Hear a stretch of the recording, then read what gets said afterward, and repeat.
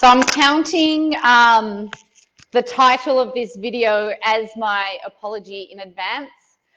I've got some things to say today that aren't going to go down real well, and I am genuinely sorry, but I do have some hacks where we can tweak the system so you don't have to cut out alcohol and caffeine altogether. So let's start with alcohol. So alcohol generally is a central nervous system depressant. It causes your brain activity to slow down, which we know by watching drunk people on the Corso on a Saturday night.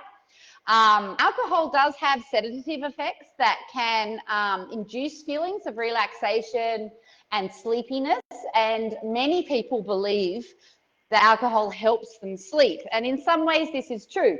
Alcohol will put you to sleep faster, but vitally, until you metabolize that alcohol and get rid of it, you don't get good quality sleep. So you're missing, we have three main sleep components, of which we need a certain amount of each.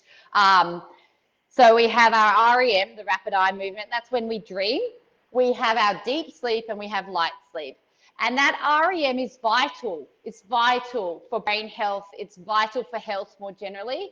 And we don't get it, or we get a hell of a lot less of it when we consume alcohol. So generally speaking, most of us will need about 2 hours of REM a night. And yet for every glass of alcohol, there's a corresponding effect on your sleep quality, okay? Now, this is a big deal for women because women more generally will have more sleep problems than men. They're 40% more likely to suffer insomnia. We're more likely to have just disrupted sleep, frequent waking, poor sleep quality, difficulty falling asleep. How many of us are running lists through our brain every minute of, the time it takes for us to fall asleep? We're also more likely to waken during the night, not just because of our brains, but also because of our hormones, low blood sugar, frequent urination, pelvic floor problems, the list goes on and on and on and on. So this, coupled with alcohol suppressing our REM sleep, is just not ideal. Now, if you don't have sleep problems, it's not the end of the world if you have a glass of wine, okay? So less is better. Less is better and none is better, but less is often enough for many of us.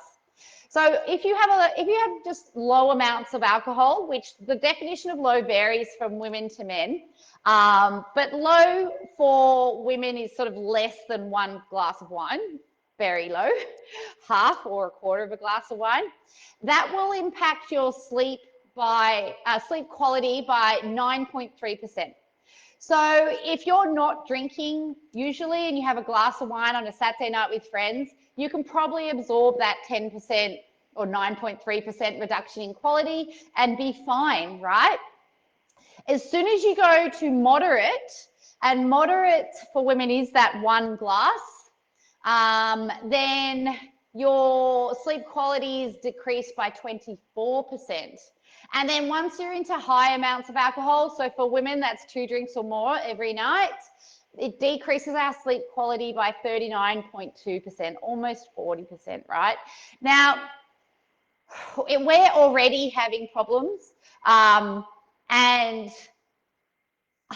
as much as I want you to relax and I want you to nurture yourself and look after yourself and put yourself first, even for a few minutes a day, it's not ideal to do it with alcohol. So most of us can absorb that 9.3% reduction in quality, but almost none of us, almost all of us can't absorb almost a 40% reduction, right?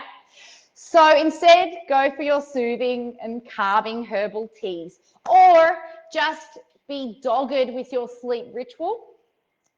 Like if you're doing calming movements or reading or however your ritual looks, and eventually you will stop craving that glass of wine. The other thing you can do is bring back the spritz. So you have just a drop of wine with soda water. Or as I said, just limit your alcohol to weekends and drink moderately, or understand that if you have more than 2 glasses, that your sleep quality is going to be really low and you'll need to make up for that by sleeping in or going to bed earlier the following night. Now, I've got some hacks for caffeine as well. So you want to limit your caffeine to just the things that matter to you, okay? Because caffeine is not just in coffee. Caffeine is in energy drinks, soft drinks, chocolate, herbal teas, regular tea, and a myriad of other things, okay? So first identify where is the caffeine, okay? And then only consume it in the things that matter. So for me, I like coffee. I want to drink my coffee.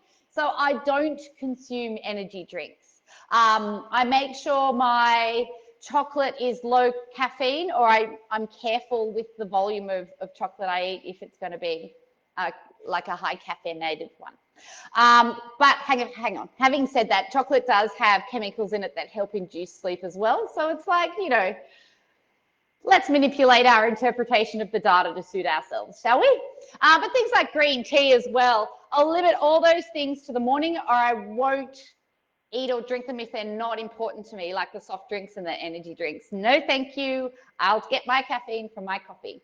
Now, caffeine, you do become reliant on it. So if you're drinking more than 2 serves a day,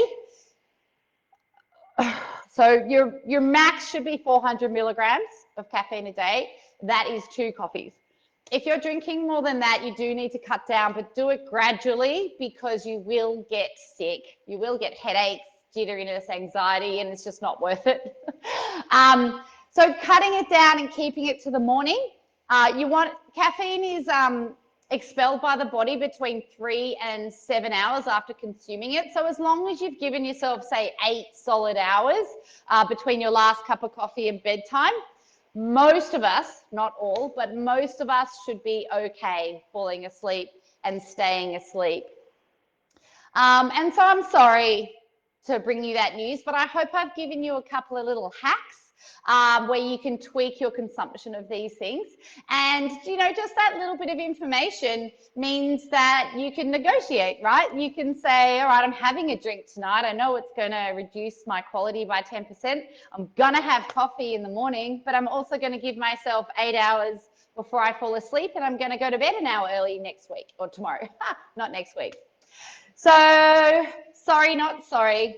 If you have any questions, you can comment or direct message me, and I will see you next week with some more tips for thriving sleep health.